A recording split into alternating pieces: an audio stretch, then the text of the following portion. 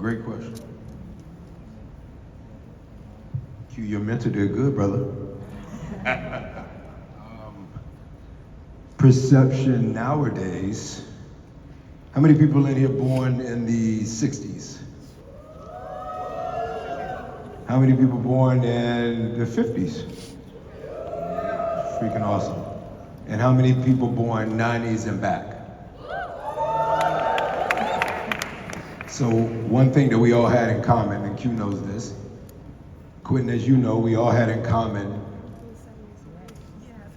a non-reality that we could become an imaginary version of ourselves. Every day, on a very small, I don't know, smaller than most people's palm of hand, you can now become a figment of your imagination. That's true. You can record someone walking from baggage claim to their car the whole way. You can record them getting out of their car and going into the grocery store to simply get food to put that of which they need to put on their family's table.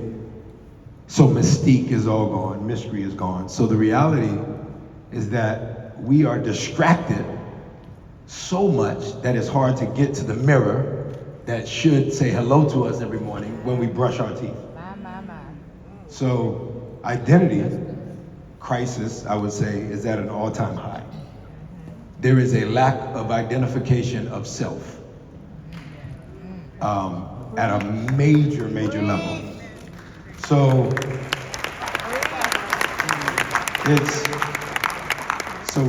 what we say to you guys, right? Because we're not here to waste all the time talking to your parents, your friends, aunties, uncles, cousins, mentors.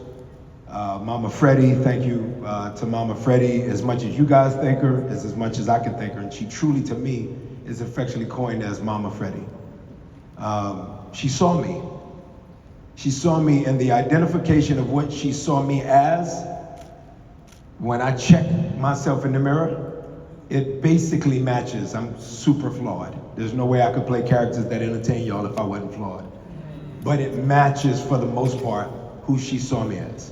And so I stand here talking to all of these elders and all of these beautiful people that are here for you guys, Quentin included, right, moderating this discussion. But my jam, my style of action is to talk to the people we're here about. That's y'all. All of you on these first 4 rows in the center section of this auditorium. And the reality is, for me, Quentin, I understand that fame is given by God. I understand that celebrity can be given by man, but fame is absolutely given by God. I ran from it. God usually hunts down the person that runs from fame. I guess God's assumption is that person won't trick off fame because they're running from it. So prior to me being famous was a one Lorenz Tate as a famous young black American man from Chicago, Omari from Atlanta. So we were super similar. There's only but, I guess, 5 or 6 chocolate cities in America. One being Chicago, one being Detroit, one being right here, DC, District of Columbia. Another being Atlanta, which raised y'all's Omari, y'all's Ghost, whatever you want to call me. And I would say, did I say Detroit? Yes, you did. And I would throw Philadelphia in. I would throw Philly in. So those to me are the chocolate cities. So Lorenz and I both being from chocolate cities, what we know is we were raised at the cafeteria table colored black. Yeah. You must know that table really, really well. But we knew that God whispered, I'm giving you permission to walk all the way around the cafeteria where all the other tables exist. And at some point, you gotta become super unapologetic about that long, arduous walk around that cafeteria where a lot of people don't look like you. They don't talk like you, they don't sound like you. They say couch, you say sofa, or you say couch, they say sofa. Super different. And so there was a necessity for Lorenz and I to understand our identity, first and foremost, young men. Before we went to audition to play a character, a role, we must first know what? Who we are. I'm wrong, misnomer. Whose we are. Whose we are. Whose we are. And then secondly, who we are. So Quentin asked a really great question because he's saying, oh, what he's really saying is, oh, a lot of people look at you and they can't figure it out. Are you a character on this movie and or that movie, this show and or that show? Or are you the guy that got the character or booked the job to play the character, bring the character to light and or life, if it's not an actual character that you're playing that has lived? Is that a struggle? And the reality is, again, because you guys, which we feel sorry for, we as adults feel sorry that y'all have so many challenges, when all we had to do was wake up, listen to mom, grandparents, whatever, and go be us. Yeah. Y'all got a lot of pressure to be way too many things. Yeah, that's right. True. Way too much. So the reason that Omari commits to y'all is because I'm trying to give y'all permission as best I can, using the fame that myself and someone like Lorenz Tate was granted, right? In the entertainment side of the world, right? Obviously, Attorney Crump is super famous, but in the entertainment side of the world, it's a different level of fame because we come to your living rooms every single week. Yeah. We get it. But in reality, the reality is that we are but mere people who absolutely want y'all to identify us back as caring about you.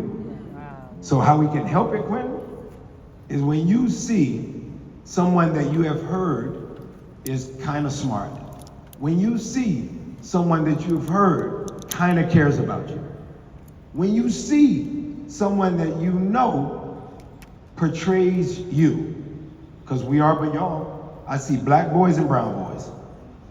Latinos, y'all right there with us. So when we know that reality to be the reality, that we care about y'all seeing that we care about you. You want me to say that again? We care about y'all seeing that we care about you. Then when you run up on me and Lorenz, this will aid your identity. You learn better who you are when you come up to me and Lorenz and you say, my name is. I might be a fan, but I'm first going to give you what my parents named me because they were a fan of me when they made me and named me. That's what you do. You give me who you are. I don't know what to do with you if you just want my picture. What am I to do with that? What this gentleman said was beautiful. He basically said quid pro quo. I tell my 9 and 11-year-old kids this constantly. Quid pro quo. Does any young person under 20 know what quid pro quo means? Stand up and tell me, young man. Stand up and tell me. Quid pro quo is... Say it louder, say it louder. Quid pro quo is when you give something to get something. He said quid pro quo is when you give something to get something. Brilliant. Yes. Something for something. Okay? So, when y'all come up to me and Lorenz, and we are here for y'all, every role I ever play. I can't speak for Lorenz. That's a grown-ass man. I can't speak for him.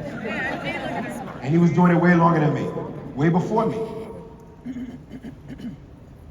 And I admired him to the point, guys, where I kept telling Courtney Kemp, I want Lorenz on the show Power. And it happened. So, what did that young man say, Mama Freddie? Something for something. So to me, when I was given God, I almost Freudian slip, but I should stay with it. When God gave me a shot in Hollywood, right? And all of those teachers and all of the mentors, I grew up in Decatur, non-gentrified. It's still the deck, shouty. It ain't even Decatur, it's just the deck. They don't even say Ader, just the deck is where I'm from. You feel me? So when I grew up in that, my big thing was if Hollywood took a shot on me after I played football, like I'm weird. I was a big football player, cut across the grain quite literally and figuratively. When I was given a shot, then for me it was like, you gotta pay it forward. Yeah. Something for something, you said it. Lorenz Tate and Omari, right? These guys, Mekhi Phifer, Wood Harris, I watched them growing up. They were around my age, but I watched them. So the identity thing is huge for me. Because if I could identify myself as them, then by the time I learned I was crafted enough and or innately good enough, then I was able to go, oh, I can do what they're doing. I just want people to run up to us to always remember, first and foremost, acknowledge that these people exist and that they somehow got to a place, not of height, that's arrogant. We got to a place this way, not that way, this way. So when you're running down somebody, you gotta remember because I always do, yo, what's your name? And sometimes people stutter their names because they're not, and this is not y'all's fault, even adults have not, who are colored, black, and brown, have not been given enough respect to be asked, what is your identity? So we're not used to it. We're not used to it. It doesn't work. Our function, the system is broke. We're not. Our function, equity is out of place. We're not. We're not inequitable. The system is inequitable. So with